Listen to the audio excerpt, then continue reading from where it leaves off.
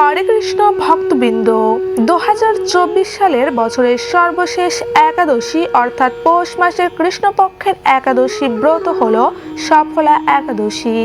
সফলা ব্রত সর্বপাপ বিনাশিনী ও ভক্তদের সর্বমনস্কামনা পূরণের সর্বশ্রেষ্ঠ মহাপুণ্যপ্রদ একাদশী ব্রত।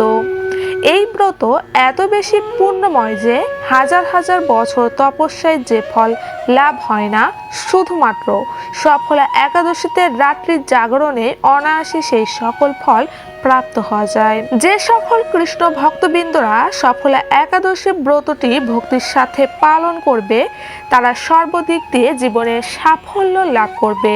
সংসার জীবনে তাদের অনেক উন্নতি হবে। সাফল্যের কাজে বাধা থাকলেও শুধুমাত্র এই ব্রত পালনে সেই সমস্ত বাধা দূর হয়ে যাবে। তো ভক্তবৃন্দ, আপনারা বুঝতে পারছেন কতটা মহাপুণ্যপ্রদ এই একাদশী ব্রতটি। তো ভক্তবৃন্দ, আজকের ভিডিও থেকে আপনাদের জানিয়ে দেব এই মহা সফলা একাদশীর সারাটা দিন আপনি কি কি খাবার খেতে পারবেন এবং কি কি কাজ করবেন, সেই সমস্ত বিষয়গুলি আজকে আমরা আলোচনা করব। তো অবশ্যই ভিডিওটি আপনারা সম্পূর্ণ দেখতে থাকুন। পৌষ মাসের কৃষ্ণপক্ষের একাদশী হলো সফলা একাদশী। নাগদের মধ্যে যেমন শেষ নাগ, পক্ষীদের মধ্যে যেমন গরুড়, মানুষের মধ্যে যেমন ব্রাহ্মণ, দেবতাদের মধ্যে নারায়ণ সর্বশ্রেষ্ঠ, তেমনি সকল ব্রত মধ্যে একাদশী ব্রতই সর্বশ্রেষ্ঠ। ভক্তবৃন্দ, প্রত্যেকটি একাদশী ব্রতের এক একটি গুণ, মাহাত্ম্য ও ফল রয়েছে। তেমনি বছরের সর্বশেষ একাদশী সফলা একাদশীরও বিশেষ ফল রয়েছে, যা আমরা ইতিমধ্যে আপনাদেরকে জানিয়েছি যে সফলা একাদশী ব্রত পালনের ফলে কি কি ফল প্রাপ্ত হওয়া যায়। এই ব্রত পালনে আমাদের জীবনের বাধা বিপত্তি দূর করে দেয় এবং শ্রী হরির কৃপায় আমরা ধন সম্পদও লাভ করতে পারি। তো ভক্তবৃন্দ, এবার আমরা আগে জেনে নেব যে বৃহস্পতিবার সফলা একাদশীর সারাটি দিন আমরা কিভাবে অতিবাহিত করব এবং কি কি খাবার গ্রহণ করব ও কি খাবার বর্জন করে চলব। ভক্তবৃন্দ, সর্বপ্রথমেই যেহেতু 26 ডিসেম্বর বৃহস্পতিবার পালিত হবে সফলা একাদশী, সেক্ষেত্রে অবশ্যই একাদশীর দিন বৃহস্পতিবার খুব ভোরে ঘুম থেকে উঠে স্নান সেরে শুচি শুদ্ধ হয়ে শ্রীহরির বিশেষ পূজা করবেন এবং শ্রীহরির কাছে প্রার্থনা করবেন, হে শ্রীকৃষ্ণ, আজ যেন বছরের সর্বশেষ মহাপূর্ণময় তোমার অর্পিত এই সফলা একাদশী ব্রতটি আমি যেন সারাটি দিন খুব সুন্দরভাবে পালন করতে পারি, তাই আপনি আমাকে কৃপা করুন বলে একাদশীর সংকল্প মন্ত্রটি পাঠ করবেন। সংকল্প মন্ত্রটি হচ্ছে, একাদশম নিরাহার স্থিতা অহম অপরাহণি ভক্ষামি পুণ্ডরীকাক্ষ শরণমে ভবাচ্যুত। তারপর যখন ব্রতের সংকল্প নেওয়া হয়ে যাবে তখন সারাদিন উপবাসের মাধ্যমে ব্রত পালন করবেন। ভক্তবৃন্দ, একাদশী ব্রত কিন্তু অনেক ভক্ত অনেকভাবে পালন করেন। কেউ সম্পূর্ণ দিন নির্জলাভাবে ব্রত পালন করেন, যেখানে একাদশী সারা দিন রাত্রি জল স্পর্শ না করে উপবাস থাকেন।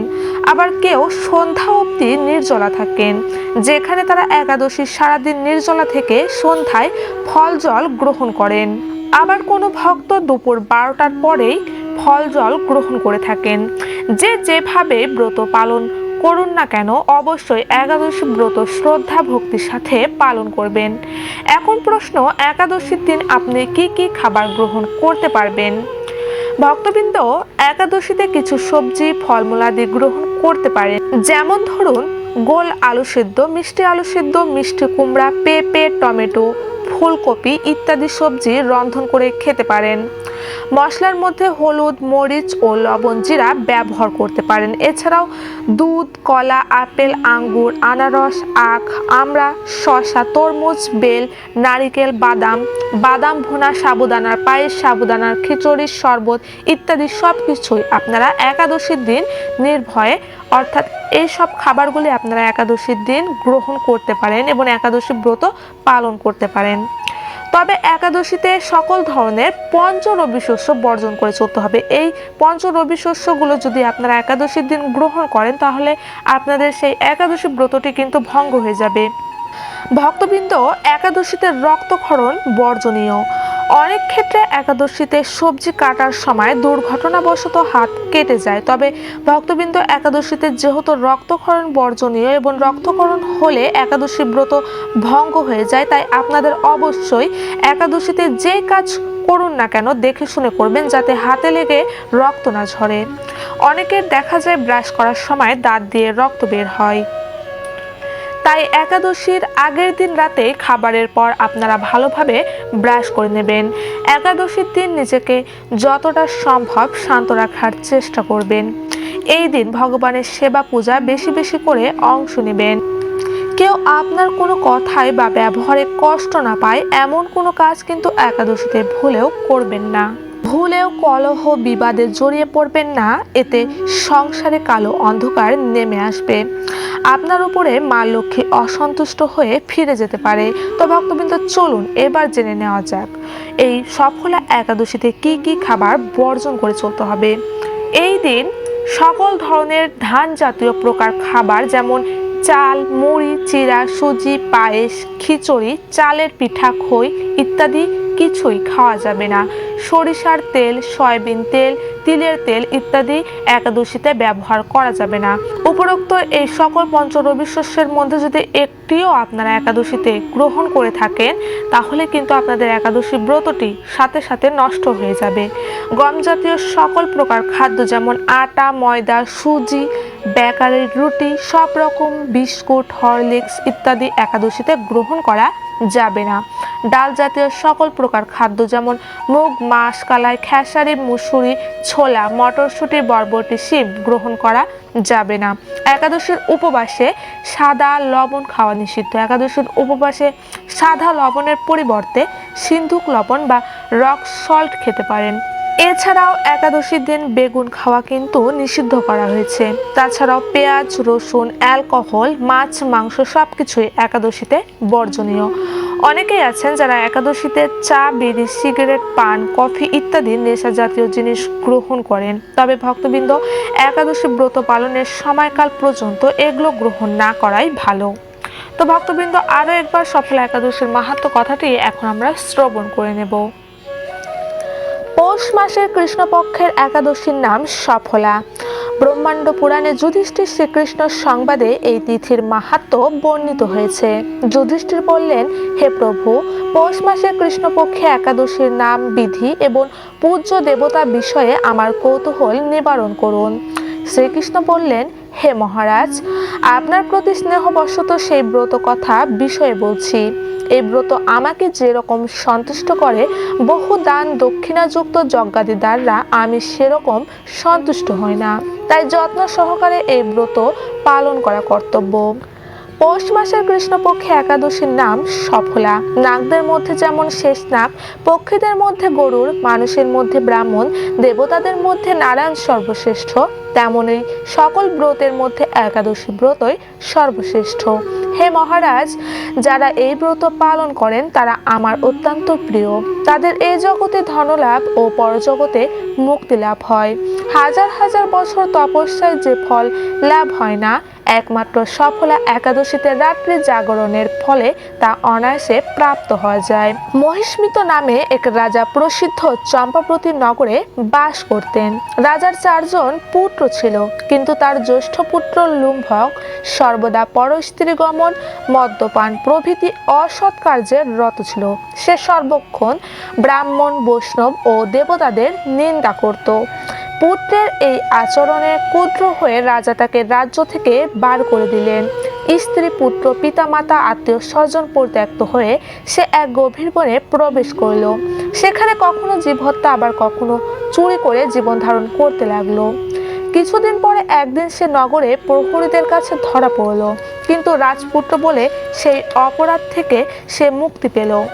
পুনরায় সে বনে ফিরে গিয়ে জীব হত্যা ও ফলমূল আহার করে দিন যাপন করতে লাগলো।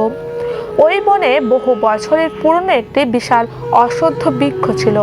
সেখানে ভগবান শ্রী বাসুদেব বিরাজমান বলে বৃক্ষটি দেবত্ব প্রাপ্ত হয়েছে। সেই বৃক্ষতলে পাপ বুদ্ধি লুম্ভক বাস করত। বহুদিন পর তার পূর্বজন্মের কোনো পুণ্য ফলে সে পৌষ মাসের দশমী দিনে কেবল ফল আহারে দিন অতিবাহিত করল।